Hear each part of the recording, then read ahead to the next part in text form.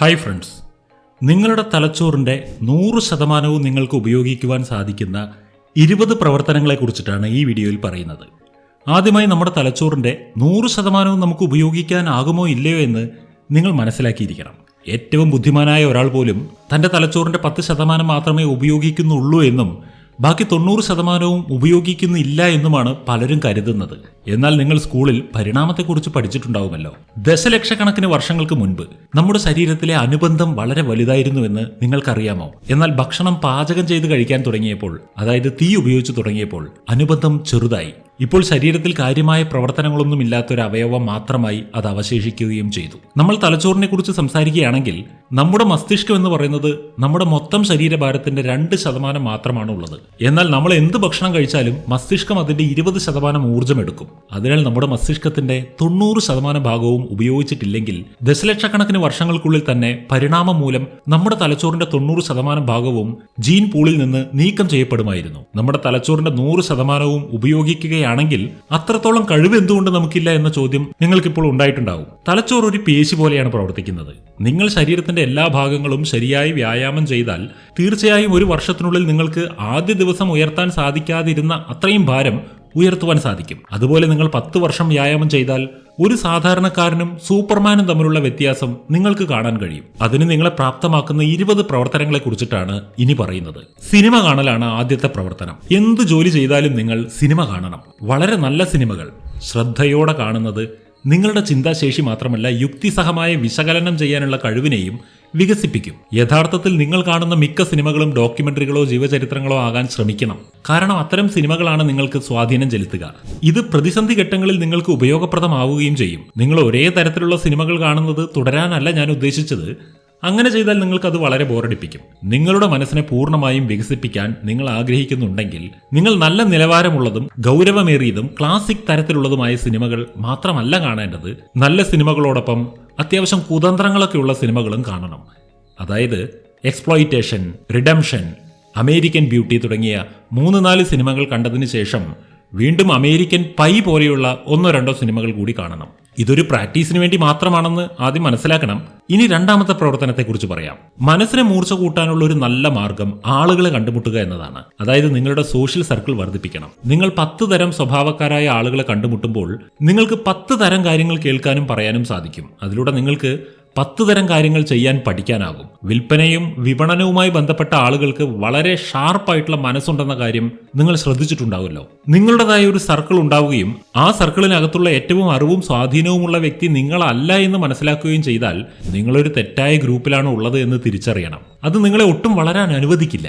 നിങ്ങളുടെ സർക്കിളിൽ യഥാർത്ഥത്തിൽ അറിവിന്റെയും സ്വാധീനത്തിന്റെയും കാര്യത്തിൽ നിങ്ങളുടെ സ്ഥാനം 6-മതോ 7-മതോ അല്ലെങ്കിൽ 8-മതോ ആയിരിക്കും. അങ്ങനെ നിങ്ങൾക്ക് കൂടുതൽ പഠിക്കുവാനും കഴിയും. ഒന്ന് ആലോചിച്ച് നോക്കൂ.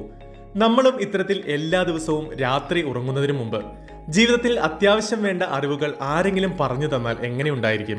പറഞ്ഞു വരുന്നത് ഫാസ്റ്റ് റീബൂട്ട് പ്രൊവൈഡ് ചെയ്യുന്ന ട്രെയിനിങ്ങുകളെ പറ്റിയാണ്. എല്ലാ ദിവസവും രാത്രി 8:30 psychology, motivation, spirituality, brain science തുടങ്ങിയ മേഖലകളിലെ എക്സ്പെർട്ടുകൾ നയിക്കുന്ന ലൈവ് ക്ലാസുകൾ നിങ്ങളുടെ ജീവിതത്തിൽ നല്ലൊരു പോസിറ്റീവ് ഇമ്പാക്റ്റ് ഉണ്ടാക്കുകയും ജീവിതത്തെ അടുത്തൊരു ലെവലിലേക്ക് കൊണ്ടുപോവുകയും ചെയ്യും. അടുത്തൊരു ദിവസം പ്രോപ്പറായി ആരംഭിക്കുന്നതിനുള്ള ഇന്ധനമാകും ഈ ക്ലാസുകൾ എന്നുറപ്പാണ്. ദിവസേനയുള്ള ട്രെയിനിങ്ങുകൾ കൂടാതെ ഈ പ്രോഗ്രാമിൽ ജോയിൻ ചെയ്യുന്നവർക്ക് സൈക്കോളജിയിലും ബ്രെയിൻ സയൻസിലും ഹാബിറ്റ് ബിൽഡിങ്ങിലും എക്സ്പെർട്ടായ ഒരു പേഴ്സണൽ മെന്ററേയും ലഭിക്കുന്നതാണ്. നിങ്ങളിപ്പോൾ ആലോചിക്കുന്നുണ്ടാകും, ഇത്രയും നല്ല ഓഫർ തന്ന സ്ഥിതിക്ക് ഇതിന്റെ ഫീസും വളരെ കൂടുതലാകുമെന്ന്. എന്നാൽ ഈ വീഡിയോയുടെ ഡിസ്ക്രിപ്ഷനിൽ കൊടുത്തിരിക്കുന്ന ഫോമിലൂടെ അല്ലെങ്കിൽ വാട്സപ്പ് ലിങ്കിലൂടെ ജോയിൻ ചെയ്യുന്ന ആദ്യ 100 പേർക്ക് ഈ സ്പെഷ്യൽ പ്രോഗ്രാമിലേക്ക് കുറഞ്ഞ ഫീസ് മാത്രം നൽകി ജോയിൻ ചെയ്യാവുന്നതാണ്. ഈ സുവർണാവസരം പാഴാക്കാതിരിക്കൂ. ഇനി മൂന്നാമത്തെ പ്രവർത്തനം മദ്യം ഉപേക്ഷിക്കലാണ്. അമിതമായ മദ്യപാനം ഒരിക്കലും നിങ്ങളുടെ ശരീരത്തിനോ തലച്ചോറിനോ വലിയ ഗുണം ചെയ്യില്ല. ജീവിതത്തിൽ അപൂർവമായി മദ്യപിക്കുന്നവരിൽ 65 വയസ്സിന് മുകളിലുള്ളവരിൽ 29% പേർക്കും പ്രായമാകുമ്പോൾ ചില മാനസിക വൈകല്യങ്ങൾ അനുഭവപ്പെടുന്നതായി ഒരു പഠനത്തിൽ കണ്ടെത്തിയിട്ടുണ്ട്. അതിനാൽ അമിതമായി മദ്യപിക്കുന്നത് ഒഴിവാക്കണം. ഇനി 4-മത്തെയും 5-മത്തെയും 6-മത്തെയും പ്രവർത്തനത്തിലേക്ക് പോകാം. സംഗീതം കേൾക്കുന്നത് വളരെ നല്ലതാണ്. അതുപോലെ വാദ്യോപകരണങ്ങളും നൃത്തവും ഈ 3 പ്രവൃത്തികളും ധാരാളം ഗുണങ്ങളുള്ള കാര്യങ്ങളാണ്. ഇതിലെ പ്രധാന കാര്യം ഈ 3 പ്രവൃത്തികൾ നമ്മളുടെ സമ്മർദ്ദത്തെ കുറയ്ക്കുന്നു എന്നുള്ളതാണ്. പഠിക്കുവാനുള്ള കഴിവ് മാത്രമല്ല, ഓർമ്മശക്തിയും കൂടുമെന്നതാണ് ഇതിന്റെ രണ്ടാമത്തെ നേട്ടം. മൂന്നാമത്തെ നേട്ടം മാനസിക ശക്തിയും വൈകാരിക ശക്തിയും വികസിപ്പിക്കുകയും ശരീരത്തിന്റെ എല്ലാ ഭാഗങ്ങളിലും പൂർണ്ണമായ നിയന്ത്രണം സ്ഥാപിക്കുകയും ചെയ്യും എന്നുള്ളതാണ്. നാലാമത്തെ ഏറ്റവും വലിയ നേട്ടം എന്തെന്നാൽ ഈ 3 കാര്യങ്ങളും ചെയ്യുന്നതിലൂടെ ധ്യാനം ചെയ്യുമ്പോൾ നിങ്ങൾക്ക് ലഭിക്കുന്ന അതേ നേട്ടം തന്നെ കിട്ടും എന്നുള്ളതാണ്. നിങ്ങളുടെ മാനസികാവസ്ഥയ്ക്കും അവസരത്തിനും അനുസരിച്ച് എപ്പോഴും സംഗീതം കേൾക്കണം. സംഗീത ഉപകരണങ്ങളിൽ സ്ട്രിംഗ് ഇൻസ്ട്രുമെന്റ്, ഗിറ്റാർ ഇതുപോലെയൊക്കെ കാര്യങ്ങളുണ്ടല്ലോ, ഇത് വായിക്കാൻ പഠിക്കണം. വിൻഡ് വാദ്യോപകരണങ്ങൾ, അതായത് മൗത്ത് ഓർഗൻ, ഫ്ലൂട്ട് തുടങ്ങിയ കാര്യങ്ങൾ, ഇതെല്ലാം പഠിക്കണം. താളവാദ്യങ്ങളിൽ ബാങ്കോ, കീബോർഡ് ഉപകരണങ്ങളിൽ സിന്തസൈസർ, ഇവയെല്ലാം വായിക്കാൻ പഠിക്കണം. ഇത്തരം ഉപകരണങ്ങൾ ചുമക്കാൻ വളരെ എളുപ്പമാണ്. അതുകൊണ്ട് നിങ്ങൾക്ക് എവിടെയും കൊണ്ടുപോകാനും കഴിയും. ഇനി നൃത്തങ്ങളെ സംബന്ധിച്ചിടത്തോളം നൃത്തത്തിന് നിരവധി രൂപങ്ങളുണ്ട്. അവയൊന്നും പൂർണ്ണമായി പഠിക്കാൻ കഴിയില്ല. അതുകൊണ്ട് ഭാംഗര, ഗർഭ, ബോളിവുഡ് ഡാൻസ് തുടങ്ങിയൊക്കെ നിങ്ങൾക്ക് എളുപ്പമായിട്ട് പഠിക്കാവുന്നതാണ്. കാരണം ഇന്ത്യയിൽ പലയിടത്തും ഏതെങ്കിലും ഒരു വിവാഹ ചടങ്ങ് നടന്നാൽ പോലും അതിൽ ഇത്തരം ഡാൻസുകൾ നിങ്ങൾക്ക് നല്ലപോലെ പെർഫോം ചെയ്യാനും കഴിയും. മതപരമായ പല ചടങ്ങുകളിലും ഗർഭ ഡാൻസ് കളിക്കുന്നില്ലേ, അതുപോലെ. 7ാമത്തെ കാര്യത്തിലേക്ക് നമുക്ക് ഇനി കടക്കാം. കവിതകളും ഈരടികളും സംസ്കൃത ശ്ലോകങ്ങളും ഒക്കെ വായിക്കാനും എഴുതാനും മനഃപ്പാടമാക്കാനും പഠിക്കുക. ഇത് വളരെ നല്ലതാണ്. കവിതകൾ വായിക്കുന്നത് നിങ്ങളുടെ വൈകാരിക വികാസത്തിന് സഹായിക്കുക മാത്രമല്ല, നിങ്ങളുടെ ധാരണയുടെ ആഴം വർദ്ധിപ്പിക്കുകയും ചെയ്യും. കാരണം കവിതകൾ എല്ലായ്പ്പോഴും നിങ്ങളുടെ ഭാവം മെച്ചപ്പെടുത്തുകയും നിങ്ങളുടെ വാക്കുകളിൽ വ്യത്യസ്ത തീവ്രതകൾ ഉണ്ടാകാൻ സഹായിക്കുകയും ചെയ്യും. അതായത് നിങ്ങൾ ആഗ്രഹിക്കുകയാണെങ്കിൽ നിങ്ങളുടെ സംസാരം മധുരമുള്ള ഒരടി പോലെയായി മാറും. ഇതെല്ലാം നിങ്ങൾക്ക് കവിതകളിലൂടെ വികസിപ്പിക്കുവാൻ കഴിയുമെന്ന് സാരം. വിവിധ സ്ഥലങ്ങളിൽ നിന്ന് നിങ്ങൾക്ക് വളരെയധികം ഇഷ്ടപ്പെട്ട കവിതകളും ശ്ലോകങ്ങളും ശേഖരിക്കാവുന്നതാണ്. അവയുടെ അർത്ഥം നന്നായി മനസ്സിലാക്കണം. അതിനുശേഷം 3-4 ദിവസം കൂടുമ്പോൾ അവ ഒന്ന് പുനഃപരിശോധിച്ചാൽ നിങ്ങൾക്കത് പൂർണ്ണമായും ഓർമ്മിക്കുവാൻ കഴിയും. ഒരു വർഷത്തിനുള്ളിൽ നിങ്ങൾക്ക് 1500 കവിതകൾ വരെ ശേഖരിക്കുവാൻ കഴിയും. പിന്നീട് നിങ്ങൾക്ക് വളരെ മനോഹരമായി സംസാരിക്കാനും നല്ലപോലെ ശോഭിക്കുവാനും കഴിയും. ഇനി 8, 9, 10, 11, 12 എന്നീ പ്രവർത്തനങ്ങളെക്കുറിച്ച് നോക്കാം. Sketching, drawing, painting, rangoli, calligraphy എന്നിവയാണവ. ഇതിൽ ഡ്രോയിങ് ആർട്ട് പേപ്പറിലാണ് പകർത്തുന്നത്.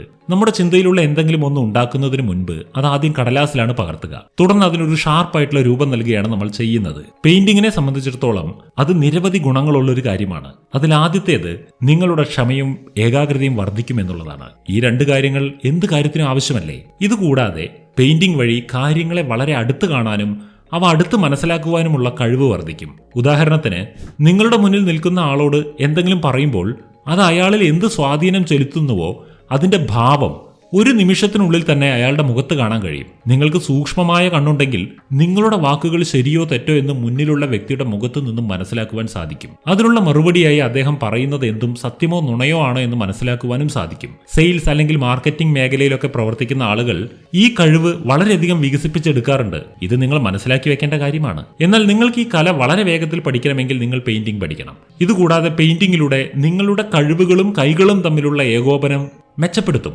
നിങ്ങളുടെ സർഗാത്മക ചിന്താശേഷി വികസിപ്പിക്കുകയും ചെയ്യും. ഇതിലൂടെ നിങ്ങൾക്ക് പുതിയ കാര്യങ്ങൾ പഠിക്കാനും മനസ്സിലാക്കാനും ഓർമ്മിക്കാനും വളരെ എളുപ്പമാകും. മൈൻഡ് മാപ്പിംഗ് ടെക്നിക്കും ഈ തത്വത്തിൽ വികസിപ്പിച്ചെടുത്തിട്ടുള്ളതാണ്.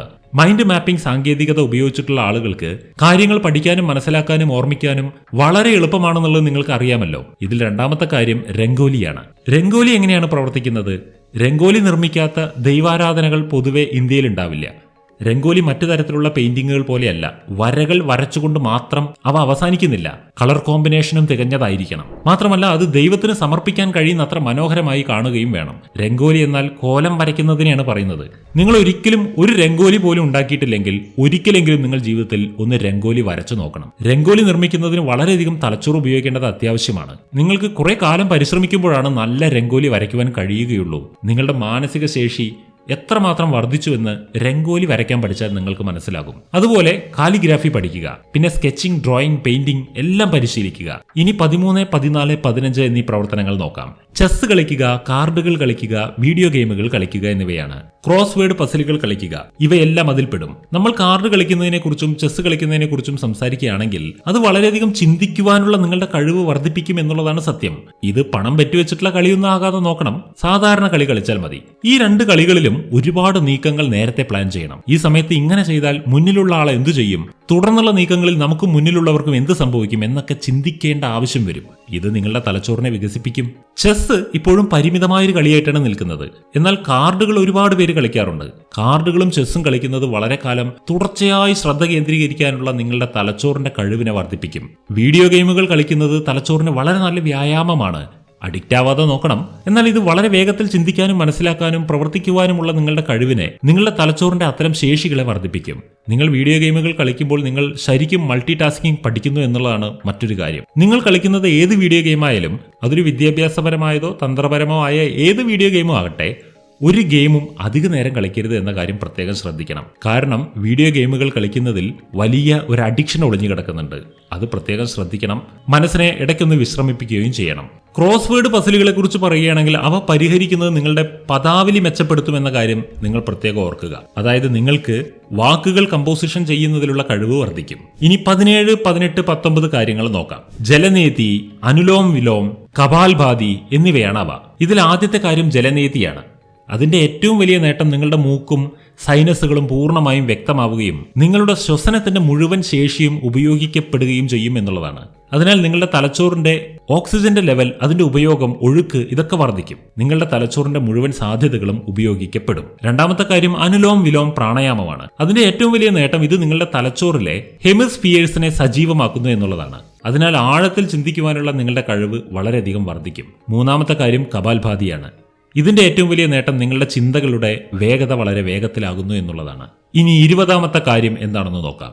നിങ്ങളുടെ തലച്ചോറിനെ നശിപ്പിക്കുവാനുള്ള ഏറ്റവും മോശമായ മാർഗം ടെൻഷൻ അടിക്കലാണ്. അതിനാൽ ഒരിക്കലും ടെൻഷൻ ആകാതിരിക്കണം. എന്തെങ്കിലും ജോലി ആരംഭിക്കുന്നതിന് മുമ്പ് അത് നന്നായി വിശകലനം ചെയ്യണം. ആ ജോലി ചെയ്തവരോട് അതേപ്പറ്റി ചോദിക്കണം. കൂടാതെ നിങ്ങളുടെ ജീവിതത്തിൽ ഒരു ടെൻഷൻ ഉണ്ടാകരുതെന്ന് നിങ്ങൾ ആഗ്രഹിക്കുന്നുവെങ്കിൽ നിങ്ങൾ കടം വാങ്ങുന്നതും കടം കൊടുക്കുന്നതും പൂർണ്ണമായും നിർത്തണം. തലച്ചോറിന്റെ 100% നിങ്ങൾക്ക് ഉപയോഗിക്കുവാൻ സാധിക്കുന്ന 20 പ്രവർത്തനങ്ങളെ കുറിച്ചിട്ടാണ് ഈ വീഡിയോയിൽ പറഞ്ഞത്. വീഡിയോ ഇഷ്ടമായെന്ന് കരുതുന്നു. വീഡിയോ ഇഷ്ടമായെങ്കിൽ വീഡിയോക്ക് ഒരു ലൈക്ക് കൊടുക്കുക. നിങ്ങളുടെ വിലയേറിയ അഭിപ്രായങ്ങൾ കമന്റ് ബോക്സിൽ രേഖപ്പെടുത്തുക. ഈ വീഡിയോ ഇഷ്ടപ്പെട്ടവർക്ക് ഷെയർ ചെയ്ത് കൊടുക്കുക. നമുക്ക് വീണ്ടും കാണാം. Good bye.